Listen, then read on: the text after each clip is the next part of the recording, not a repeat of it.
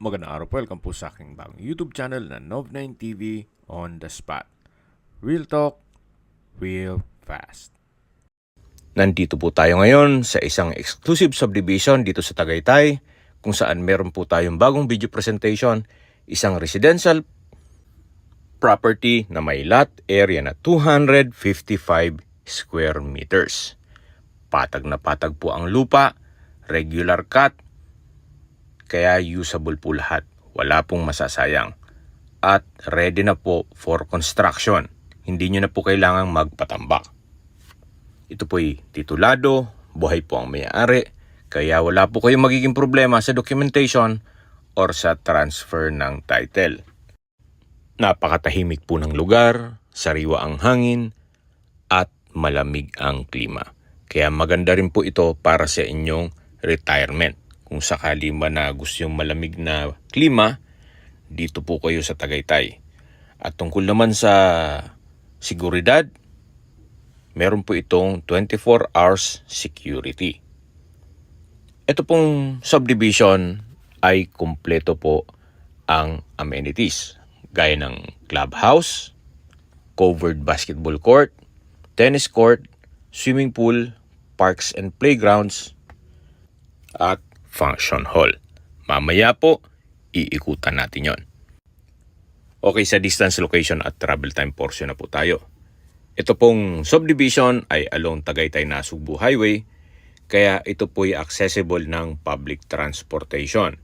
Meron pong regular trips ng bus mula PTEX papuntang Alfonso, Nasugbu o Lemery, kung saan dumadaan po dito sa harapan mismo ng subdivision. Kaya po kahit hindi na po kayo magdala ng sasakyan, wala pong problema, gawa ng ito'y accessible ng public transportation.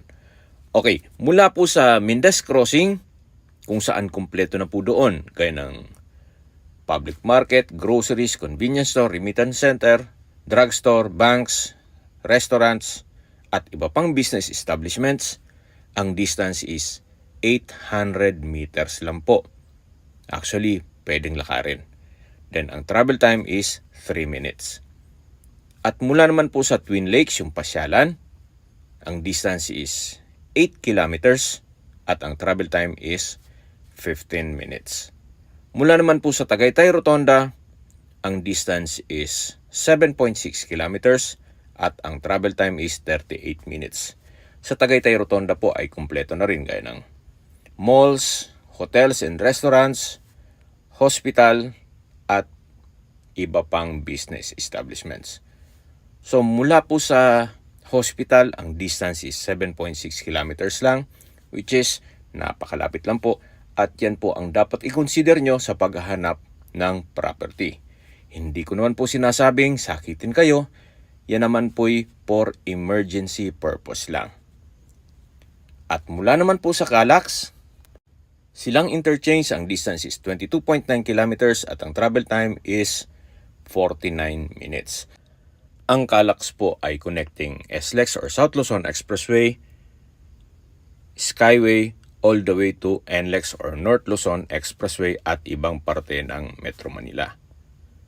At mula naman po sa airport, ang distance is 63.4 kilometers, then ang travel time is 1 hour and 50 minutes kasama na ang traffic. Nandito na po tayo sa clubhouse. Ito po yung function hall at doon naman po yung swimming pool. Habang naglilibot po tayo at pinagmamasdan nyo tong kapaligiran, summarize ko lang po sa mga nag-skip ng video. Ang lot area po nito is 255 square meters.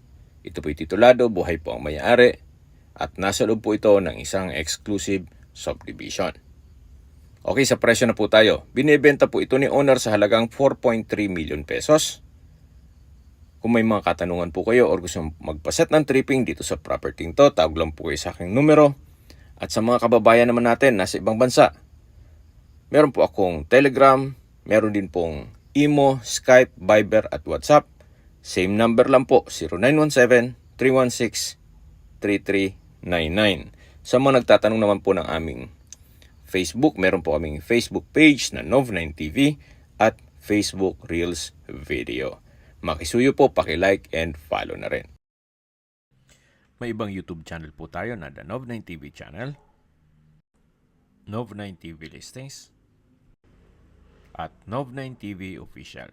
Salamat po sa panonood sa aking mga videos. Ingat po kayo lagi.